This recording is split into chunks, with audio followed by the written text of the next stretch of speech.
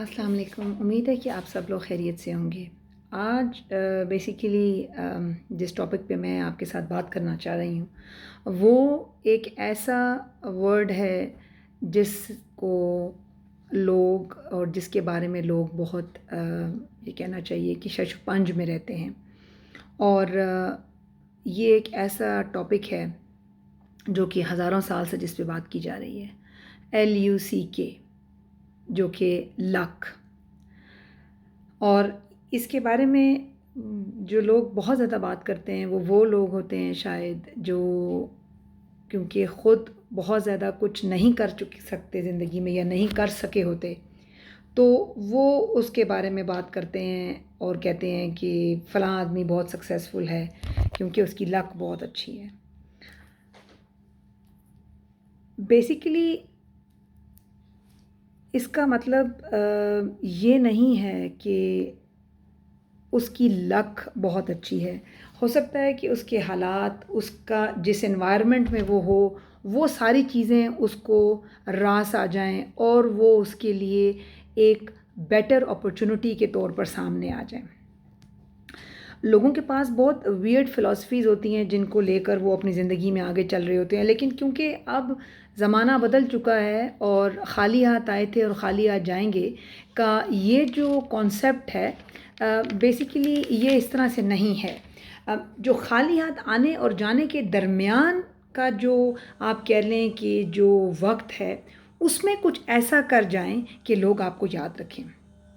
جانا تو ہم سب نے ہے، کوئی بھی ہمیشہ کے لیے نہیں ہے، مگر ہم کوئی ایسا کام، کوئی ایسی چیز چھوڑ کے جائیں جس سے لوگ ہم کو یاد رکھیں۔ آج کل تو لوگ دنیا میں رہنے والے لوگوں کو یاد نہیں رکھتے، تو دنیا سے چلے جانے کے بعد یاد رکھنے کے لیے انسان کو کافی کچھ کرنا پڑتا ہے تاکہ اس کا نام یاد رکھا جا سکے۔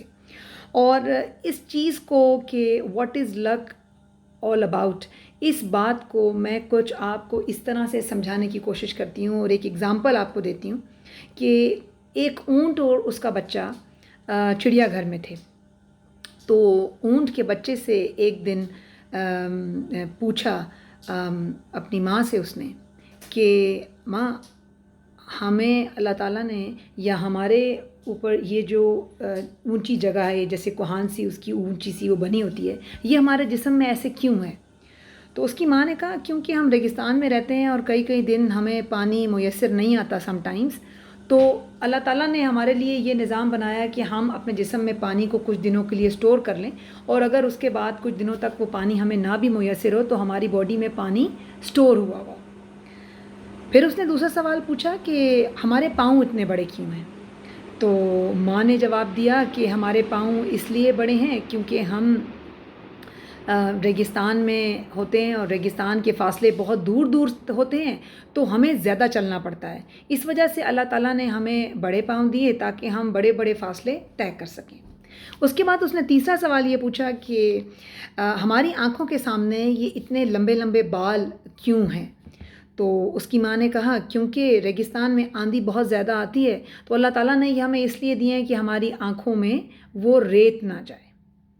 بچے نے بولا ٹھیک ہے ماں، یہ کوہان ہمارے پاس اس لیے ہے اونچی جگہ کہ ہم یہاں پانی سٹور کر سکیں۔ ماں نے کہا ہاں بالکل۔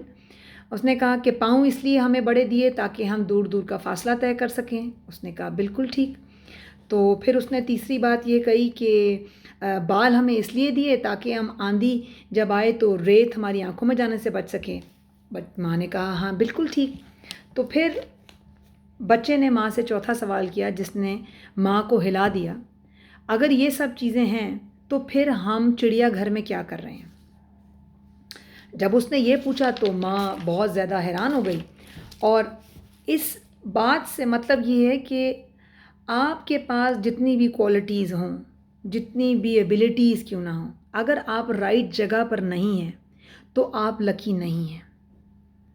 تو what is look is all about کہ صحیح جگہ، صحیح وقت اور صحیح لوگوں کے بیچ میں بیٹھنا، یہ لک ہے۔ تو ہمارے پاس جتنی بھی ابیلٹیز ہوں، کوالٹیز ہوں، سب کچھ ہو، اگر ہمارے پاس ان کو صحیح جگہ پر استعمال کرنے کے ذرائع نہ ہوں، وسائل نہ ہوں، تو ہم لکی نہیں ہو سکتے۔ میں امید کرتی ہوں اس چیز سے آپ کوئی نہ کوئی اچھا ایسی بات، کوئی ایسی چیز آپ کے سمجھ میں آ جائے گی جس سے آپ لک کو بہت اچھی طرح سمجھ سکیں۔ اپنا بہت سا خیال رکھیے، اپنی دعاؤں میں یاد رکھیے۔